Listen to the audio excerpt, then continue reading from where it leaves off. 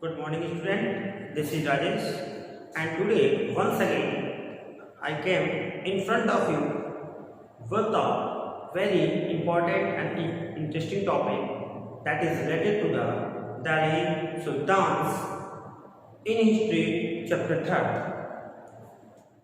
Dear student, if you remember in my last video we discussed so many things such as how Delhi became important, how the Slav dynasty established here, some regional fact also we studies as masjid architecture, some historical points, some historical sources such as Plarid. So in this video we are going to teach you. Actually, this is the topic related to that. It is a comprehensive study about the Khilji dynasty and the Tughlaq dynasty. Through this video, we are able to know that how under the Khilji and Tughlaq dynasty and administrations and consolidation of Sultanate become so huge or so powerful. In the same topic we discuss so many things. When we discuss about the Khilji and Tughlaq administrations and consolidations of Delhi Sultanate, we discuss so many things such as today I am coming with the number first, role of Slavic administrations, Iqta and Iqtidar. We will discuss in the next video.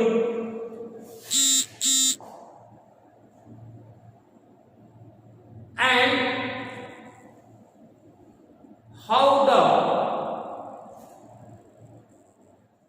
Mongol attack Tughlaq and Khilji.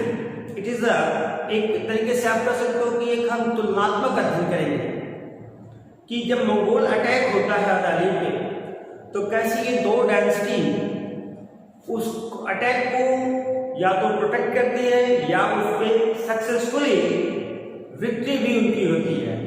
ये सारी चीजें हम next video में discuss करेंगे। हाँ, Mongol एक जान लें मंगोल क्या है। तो मंगोल आपने देखा हो ना, वो जो ऐसे आते हैं आपको सिखाए हुए कहते हैं चाइनीज। यस, तो एक ये ट्राइबल सोसाइटी है जो चाइना जो है मंगोलिया की तरफ है, इसलिए उसको मंगोल कहा जाता है। तो ट्राइबल सोसाइटी है, बहुत ही बर्बर सोसाइटी, बहुत ही बर्बर प्रजाति होती है, जिसमें हम चंगेज खां के बारे में देखेंगे, जिनका मेन एम ही होता है प्लंडर करना और डिस्ट्रॉय करना। So today we start the first topic that is the role of slavic administration, कि शासन में स्लैब का क्या रोल रहा, क्या भूमिका रहती है, क्यों इसे हम मामलुक या स्लैब डायनेस्टी कहते हैं। नो डाउट अगर हम स्लैब डायनेस्टी कहते हैं तो डोमिनेट करेंगे यहाँ पे स्लैब्स। अब कैसे इसी चीज को इस वीडियो के थ्रू हम देखने का प्रयास करेंगे। For the consolidation of Delhi Sultanate, reliable governor and administrator were required. Definitely, अब एक इंडिविजुअल जो सुल्तान है, इतने बड़े लार्ज Delhi सल्तनत पे वो पीसफुली कह लो या सक्सेसफुली कह लो, एडमिनिस्ट्रेशन तो कर ही नहीं सकता है। नो डाउट उसे कुछ हैंड चाहिए, उसको कुछ और असिस्टेंट चाहिए, और वो असिस्टेंट कैसे होनी चाहिए, जो रिलायबल हो, जिन पे सुल्तान ट्रस्ट कर सके, जो सुल्तान के लिए काम कर सके। तो यही जो एडमिनिस्ट्रेशन को स्मूथली फ्लोरिश कराने के लिए या कंसोलिडेट करने के लिए दिल्ली सल्तनत को सुल्तान needs governors. Which governor? Reliable governor. अगर किसी भी गवर्नर को बना देंगे तो कल रिबेल कर देगा, फिर उसके लिए प्रॉब्लम क्रिएट हो जाएगी। जो अपने हाल के लिए रखा है वो उसको प्रॉब्लम क्रिएट कर देगा। इस पॉइंट को भी हम डिस्कस करेंगे, क्यों हम स्लेव डायनेस्टीज को कह रहे हैं, है ना। कैसे जो है सुल्तान जो है एरिस्टोक्रेट को अपने हेयर्स ना बना करके और उनको यह हाई पॉलिटिकल पोजीशन करके स्लैब को देते हैं। ये चीजें हम समझ जाएंगे इस वीडियो के अंत खत्म होते होते। So for the consolidation of Delhi Sultanate, reliable governor ताकि इनको कंसंट्रेट किया जा सके, आसानी से स्मूथली इसको सल्तनत को चलाया जा सके, आसानी से एडमिनिस्ट्रेशन किया जा सके, आसानी से दिल्ली सुल्तान के अंडर कंट्रोल हो सारे, चाहे इंटरलैंड हो या फिर आप एक्सटर्नल फ्रंटियर की बात कर लें। So what happened rather than appointing aristocrats, एक वर्ड है एरिस्टोक्रेट्स। एरिस्टोक्रेट्स का मतलब होता है कि सुल्तान के ही रिलेटिव्स, चाहे उसके इन द फॉर्म ऑफ सन हो या कोई उसके नेफ्यू हो या उनसे कुछ भी रिलेबल हो, जिसको हम एरिस्टोक्रेट कहते हैं। शाही लोग जो राजा के परिवार से ही हैं, जो कनेक्टेड है। तो rather than appointing aristocrats, इन एरिस्टोक्रेट्स को अपॉइंटिंग करने की अपेक्षा and landed man that means a wealthy man, a chieftain जिनके पास बहुत सारे लैंड है, जमींदार कह सकते हो। लैंडेड मैन अब वो हायर पोजीशन पे हैं, पावरफुल पर्सन हैं, और जो उस वक्त की स्टेरियोटाइप्स भी होती हैं कि हायर सोसाइटी के लोगों को जो है रूल करना चाहिए, लोअर सोसाइटी और लोवेस्ट बॉर्न जो है पीपल्स को एडमिनिस्ट्रेशन नहीं वो एक्सेप्ट करते हैं। तो ये सब की प्रॉब्लम डिस्कस करेंगे। तो rather than appointing aristocrats and landed men as governor, कि इनको गवर्नर बनाने की अपेक्षा चाहे वो लैंडेड मैन हो या फिर एरिस्टोक्रेट्स हो, क्या करते हैं, सजेशन क्या है, क्या उनका डिसीजन, दिल्ली सुल्तान इल्तुतमिश कौन है, या आप हमें कमेंट में बताएंगे। चलो एक बार और रिकॉल कर लेते हैं। आप जानते हो 1192 में पृथ्वीराज चौहान हारते हैं, मोहम्मद गौरी उनको डिफीट करता है, जिसको हम सेकंड बैटल ऑफ तराइन कहते हैं। फिर ये मोहम्मद गौरी यहाँ पे आता है और एक स्लैब डेंसिटी की शुरुआत होती है, कुतुबुद्दीन ऐबक जो कि मोहम्मद गौरी का स्लैब ही होता है, और फिर कुतुबुद्दीन ऐबक का स्लैब होता है इल्तुतमिश जो उसका दामाद भी होता है, उसकी सिस्टर का ये पति भी होता है। और इल्तुतमिश जो है सुल्तान बनाता है अपने किसको, पुत्री को, रजिया सुल्तान को, जो कि एक बहुत ही मेजर स्टेप्स होता है इंडियन हिस्ट्री में। और उसके क्या क्या है इस स्टोरी में हम रजिया सुल्तान के बारे में जान चुके हैं, चाहे व्यासराज ने जो कहा है या फिर क्रॉनिकल्स में जो लिखा है, इसके बारे में हम देखे हैं कि कौन कैसे जो है दुनिया से उसकी शादी होती है और नोबल्स कैसे उससे कफा होते हैं, फिर उसकी हत्या चली जाती है और बलबन जो है मामूद डेंसिटी पे नेक्स्ट जो है सुल्तान बनता है।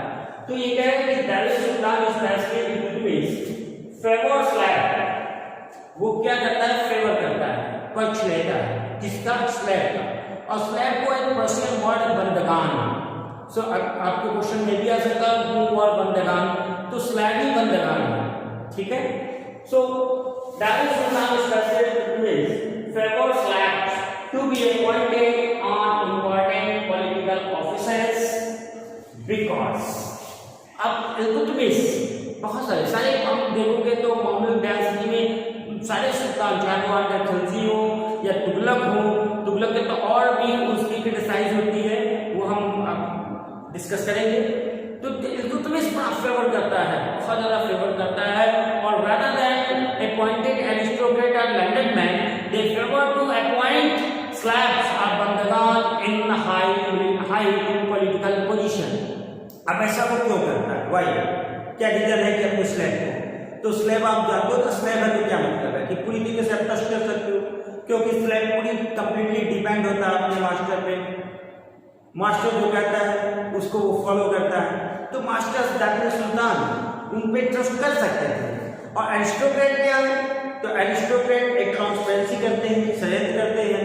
आप पूरी हिस्ट्री में देखो कि अपने वो चाचा को डेथ कर देता है, फिर पुत्र जो है पिता को मार डालता है, तो ये एक सरेंडर चलता रहता है। तो ये सुल्तान ऐसा चाहते नहीं है, इसलिए वो लैंडेड मैन या फिर एरिस्टोक्रेट की अपेक्षा स्लैब को फेवर करते हैं to become the higher military, higher political position.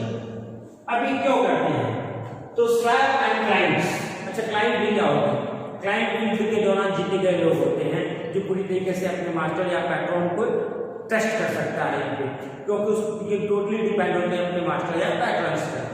तो slave and client specially purchase for military services, अब परचेज किए जाते थे।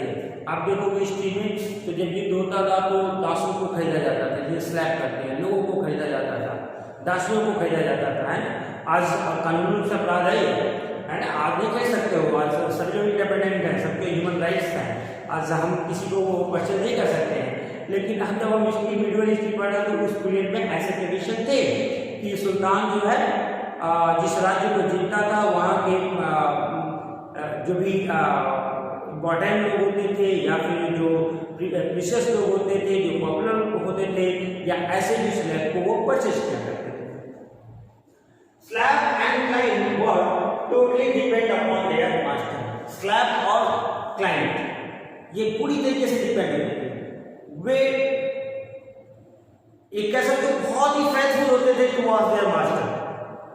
ये टोटली उन्हीं पे डिपेंड होते थे, सिर्फ उन्हीं की बात समझते थे, वो अपने आप को मानते नहीं थे क्योंकि वो जानते थे कि ये हमारे मास्टर्स हैं, ये इन्होंने हमारे पेट्रोन से इन्होंने हमें परचेज किया हुआ है। So that is why so this slabs and Patreon a trustful person for the sultans.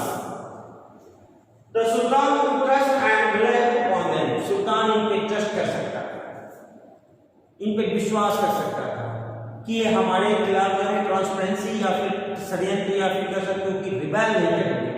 जबकि एरिस्टोक्रेट्स और लैंडेड कैट ये तो कभी भी कर सकते हैं, अपने पावर को स्ट्रेंथ करने के लिए, बढ़ाने के लिए वो सुल्तान के खिलाफ भी कर सकते हैं, अपने आप को इंडिपेंडेंट भी कर सकते हैं, तो उसका जो कंसोलिडेशन है वो ब्रेक हो जाएगा। इसलिए ये इल्तुतमिश या अलाउद्दीन खिलजी, हम आगे तुगलक भी देखेंगे, मोहम्मद तुगलक को ये प्रेफर करते हैं to higher position for the slaves and clients.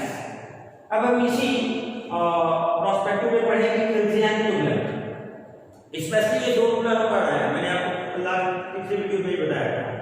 आपके टेक्स्ट बुक में पॉइंट आउट फोकस किया गया है स्पेशली टू डायनेस्टीज पे, खिलजी एंड तुगलक, वो भी खिलजी अलाउद्दीन खिलजी एंड मोहम्मद तुगलक। तो Khilji and Tughlaq continue to use बंदगान for higher political position as general and governors. Khilji और तुगलक भी इसको कंटिन्यू करते हैं, इसी ट्रेडिशन को अपनाते हैं कि बंदगान बंदगान स्लैब्स वर्ड बंदगान, स्लैब्स को ये बंदगान कहते हैं। तो खिलजी और तुगलक भी इस ट्रेडिशन को कंटिन्यू करते हैं और हाई पॉलिटिकल पोजीशन पे वो मैक्सिमम बंदगान, स्लैब या क्लाइंट को ही अपॉइंट करते हैं। लेकिन है ना, ये सिक्के के दो पहलू। पहला पहलू कि स्लैब जो है ट्रस्ट होते हैं, ट्रस्ट कर सकते हैं सुल्तान इन स्लैब्स को, वे फेथफुल होते हैं, वे पूरी तरीके से डिवोटी होते हैं टुवर्ड्स देयर मास्टर एंड पैट्रन्स। लेकिन इसका दूसरा जो पहलू है वो भी हम डिस्कस करेंगे।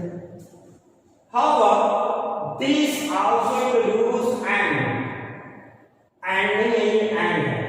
sorry however this also introduce an element of political instability।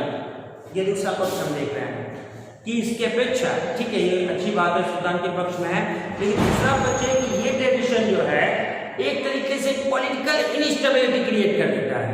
Instability अस्थिरता हो जाती है। अब अस्थिरता कैसे होती है, इनस्टेबिलिटी कैसे क्रिएट हो जाता है? तो नेक्स्ट पॉइंट देखें, slave and client were loyal to their masters and patrons but not to their heirs। अब ये मास्टर और पैट्रन्स के प्रति तो लॉयल होते हैं, विश्वास पात्र होते हैं, उनके तरफ से वो ट्रस्ट कर सकते हैं या डिवोटी होते हैं मास्टर और पैट्रन्स के लिए। लेकिन जरूरी नहीं है कि उनके हेयर्स के लिए भी, उनके उत्तराधिकारियों के भी वे उतने ही लैंड हो या उतने ही फेथफुल हो, या हेयर्स जो है इन पैट्रॉन्स का क्लाइंट पे सॉरी क्लाइंट और स्लैब्स पे डिपेंड हो, ट्रस्ट कर सके। ये पॉलिटिकल इनस्टेबिलिटी क्रिएट होती है। जैसे सोच लो कि अब कुतुबुद्दीन ऐबक के समय में जो स्लैब होंगे जो हायर पोजीशन पे होंगे और इल्तुतमिश का जो हायर पोजीशन पर स्लैब्स होंगे, तो एक ओल्ड और न्यू के बीच में भी कॉन्फ्लिक्ट हो जाता है। अब जो स्लैब कुतुबुद्दीन ऐबक के लॉयल हैं वो जरूरी तो है नहीं कि वो इल्तुतमिश क्यों, तो इल्तुतमिश क्या करेगा, वो अपने लॉयल स्लैब ऑफ क्लाइंट को अपॉइंट करेगा। तो ये कंडीशन, अब इल्तुतमिश से रजिया हो गई, तो अब देखो रजिया याकूत को देती है, याकूत जो है उसका पोजीशन कुछ नहीं होता है in the period of Iltutmish. तो ये न्यू जो हेयर्स होते हैं वे अपने लॉयल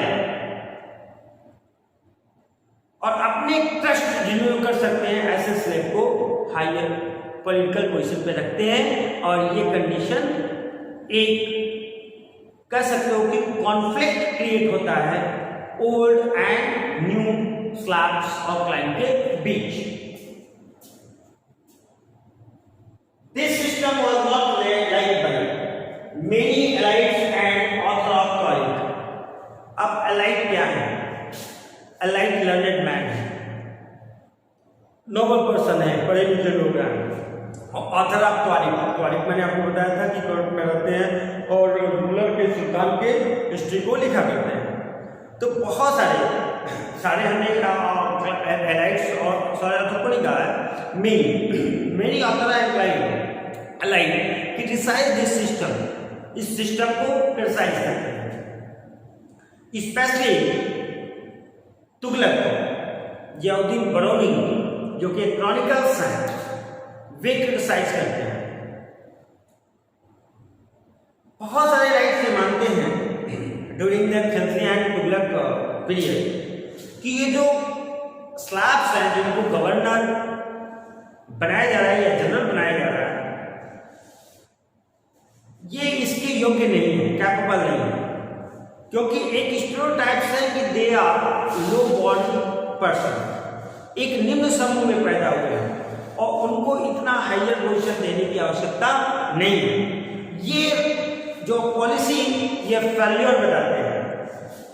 जैसे आप मोहम्मद तुगलक, वो अपने स्लैब रखता है गार्डनर को, बार्बर को, कुक को, तो जियाउद्दीन बरौनी लिखते हैं that is the failure of and invasions of Tughlaq administration.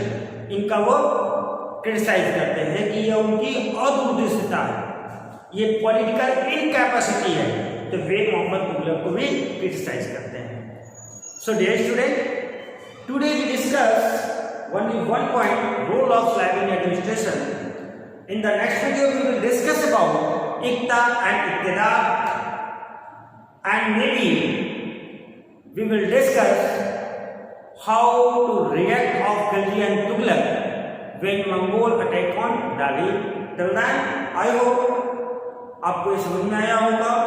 अगर आपका कोई सजेशन है, कोई सुझाव है, आप क्रिटिसाइज ही कर रहे हो, आप विदाउट एनी एजुकेशन आप अपने सजेशन दे सकते हो। Till then, have a nice day. Thank you.